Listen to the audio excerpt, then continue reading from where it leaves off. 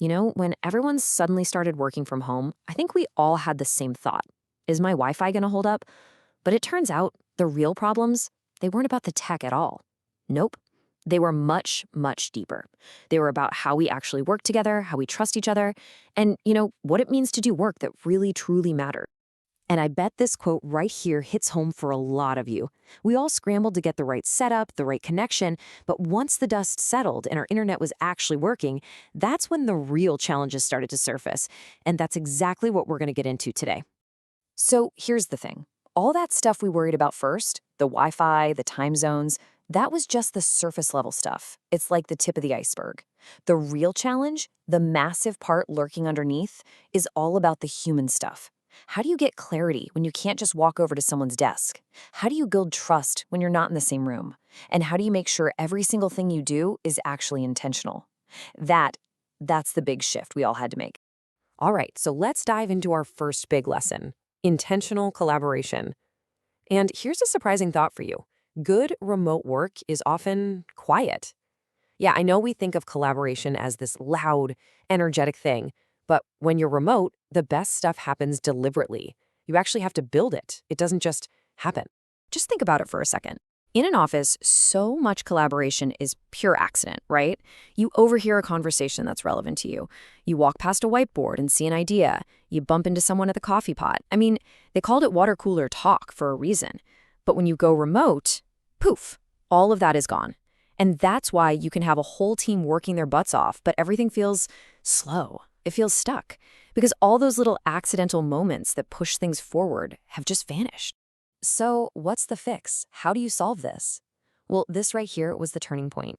It's about moving away from random chats and into purposeful documentation. And I don't just mean a to-do list. We're talking about building a shared brain for the team. It's a simple 3-step process. Step 1, write down the why. Not just what you're doing, but why it matters. Step 2, define who owns what. No more confusion.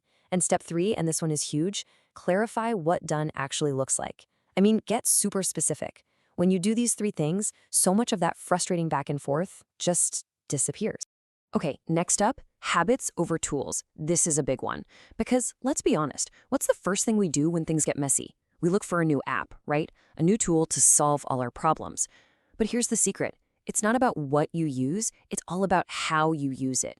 The real fix is surprisingly low tech. It's about creating a simple set of rules, a team playbook. You just have to agree on a few things, like where do project updates actually go? Is it in the chat, in an email, in a doc? And what's the difference between something that's okay for a quick chat message versus something that needs to be written down for later? And maybe the most important rule of all, what actually truly justifies pulling everyone into a meeting? Just making these simple agreements cuts through so much noise and makes everyone's day way less chaotic. This quote just nails it, doesn't it? If everyone is just using tools however they feel like, you're going to have absolute chaos. It's just a digital mess. But when you start treating your tools like they're the embodiment of your team agreements, that's when they become superpowers. They stop being a source of confusion and start being a source of clarity. All right, this next section gets to the absolute heart of the matter, productivity versus presence. We're talking about a massive cultural shift here. For what, a century, we've basically measured work by seeing if someone was at their desk. Remote work completely blows that up and forces us to ask a much better question. What actually matters? So we have to move away from measuring presence and start measuring progress. You know what I'm talking about with presence, right? Is your little dot green on the chat app? Are you constantly visible? It's all about looking busy. The best remote teams, they throw all that out. They couldn't care less about your green dot. They care about outcomes. Did the thing get done? Did it meet the deadline? Was the work good? That's it. That's the game. And here's the magic that happens when you make that shift. It's not just about the boss trusting you. It's what that trust does to you. When you know you're being judged on your results, not on how busy you look, you just naturally step up. You start planning more carefully. You get way better at communicating proactively. Like, hey, here's where I'm at, and here's a potential problem I see coming. The ownership becomes real. Okay, which brings us to our next point, thinking of communication as a real skill. Because good remote communication isn't about being louder, it's about being clearer. Think about it. When you're remote, all the little cues we rely on, body language, tone of voice, they're mostly gone. So your actual words have to do all the heavy lifting. So what does clarity even mean in this world? Well, here's a good working definition. It means writing a message that's so complete it prevents a long, annoying chain of follow-up questions.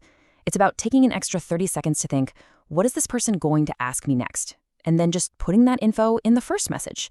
Give them the context, give them the link, give them the why. It feels like you're slowing down for a second, but it actually saves everyone hours in the long run. Okay, so let's talk about the ultimate payoff. You've done all this hard work. You're being intentional, you've built good habits, you're focused on outcomes, you communicate clearly. So, what's the reward? What does it all add up to? While the results are pretty amazing, actually, all that constant reactive chaos, the fire drills and emergencies that come from miscommunication, it just fades away. And what's left is focus. You actually get quiet time to think, to do deep work. And guess what happens when people can actually think? The quality of the work goes through the roof. The whole vibe just becomes calmer, more focused, and frankly, a lot more grown up. All right, so this is for all of you out there who are thinking about a remote job or maybe looking to switch.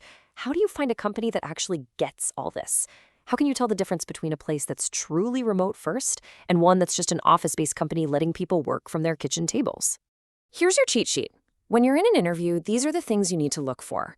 You should ask them directly. How do you document your work? Can you give me an example of how you trust your team to manage their own time? What's your philosophy on meetings? And how exactly do you measure success? Listen really closely to their answers. They'll tell you everything you need to know. And let's wrap up with this final idea. When a team really commits to all this, to clarity, to trust, to intention, something incredible happens. Distance isn't a problem to be solved anymore. It's not a bug. It becomes a feature. It actually forces you to be more disciplined, more thoughtful, and that can make a team even more effective than they ever were side by side in an office. So the real question for all of us is, are we building our teams to treat distance like it's a limitation, or are we going to use it as an advantage?